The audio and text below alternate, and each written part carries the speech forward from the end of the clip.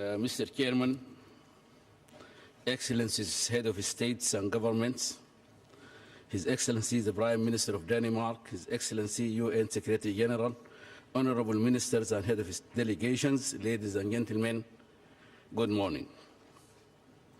Mr. Chairman, Sudan is honored to make this statement on behalf of the Group of 77 and China.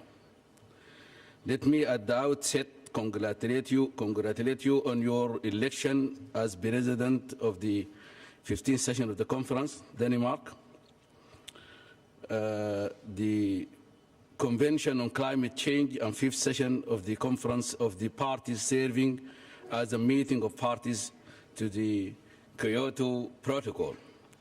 Let me also, on behalf of the Group of 77 and China, express to the people and the government of Denmark our thanks and appreciation for their hospitality and for the hosting of this historical event in the beautiful city of Copenhagen. Mr. Chairman, 2 years ago in Bali, all parties agreed to adopt the results of the AWG-KP work in Copenhagen as this session of the conference of all parties serving as a meeting of the parties to the Kyoto Protocol, and thereby set up two-track negotiation process. In this regard, the group has been working towards achieving the core mandate of the AWG-KP, which specifically focuses on the legal requirements to define the second period under the Kyoto Protocol. In line with the science, the second commitment period must inscribe ambitious, quantified emission reduction targets for developed countries beyond 2012 under an improved, more efficient and effective set of rules in order to enable developed countries, parties to take the lead and significantly contribute to the minimization of impact of climate change. However, we have seen that developed country party to the Kyoto Protocol seek to dismantle the protocol itself in favor of a single undertaking, allied comprehensive,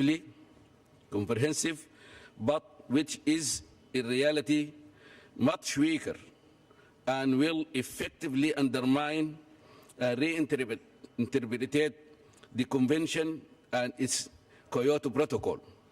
To this end, we have seen continual delays in our work, exemplified by the fact that the AWGKP has not met a single deadline to reach the conclusions on the aggregate or individual emission reduction, which were agreed to in the Sudan only a year ago. It is clear that these efforts are intended to undermine and reinterpret the Convention itself, in particular its foundational principles of equality, common but differentiated responsibilities and respective capabilities. Mr. Chairman, let us be clear that the Group of 77 and China regards the Convention together with Kyoto Protocol and all the decisions we have taken under these instruments as a comprehensive undertaking of the international community to address the global challenge of climate change. In this regard, the group wishes to stress the need to maintain the two-track outcome that the Kyoto Protocol is an essential instrument which elaborates the means to enable developed countries parties to the protocol to meet their legal commitment under Article 4.2 of the Convention to reduce emissions. Mr. Chairman, for the sake of the well-being of our planet and its people, the Group of 77 and China insist that a second commitment period under the Kyoto Protocol must be established beyond 2012 as a basis for comparable emission reduction commitments among all developed country parties. We will oppose an agreement in Copenhagen which in any way results in Kyoto Protocol being superseded or made redundant. The second commitment period under the Kyoto Protocol is a minimum requirement for the group, without which agreement in Copenhagen will not be possible. Mr. President, in Bali, we also agreed to launch a comprehensive process to enable the full, effective, and sustained implementation of the Convention through long-term cooperative action now up to and beyond 2012 in order to reach an agreed outcome and adopt a decision at the 15th session of the Conference of Parties. Mr. Chairman, we have now reached the 15th session, and the Group of 77 and China is ready to fulfill this mandate.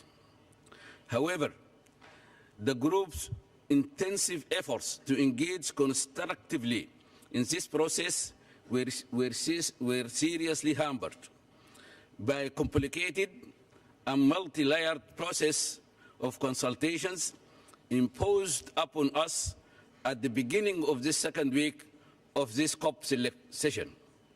Mr. Chairman, while we try to understand the objective of this exercise, which we suppose was meant to generate the necessary political will to arrive at a meaningful conclusion in this conference, we feel that there is lack of transparency in the way the decisions were being made to hold these high-level consultations, and the identification of issues to be discussed in these consultations left much to be desired.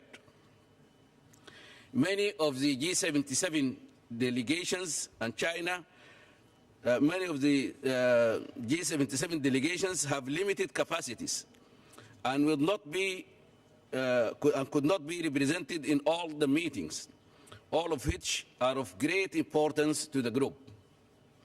Despite this development, the group continued to engage in the different drafting groups and informal groups that continued until the early morning of hours. We made some progress in a few of the groups, but this process remains uncertain in the light of these linkage with the ongoing informal ministerial discussions. Mr. Chairman, we still keep the hope that we could reach a balanced outcome of all the elements of the Bali Action Plan for this COP, and will continue to engage constructively in the negotiations in order to reach an equitable outcome for this session. Developing countries have the most to lose at this session if there are no concrete results of our discussions, particularly in the Kyoto Protocol, particularly if the Kyoto Protocol is undermined or dismantled. We therefore are the most concerned that we do arrive at a successful outcome at COP15.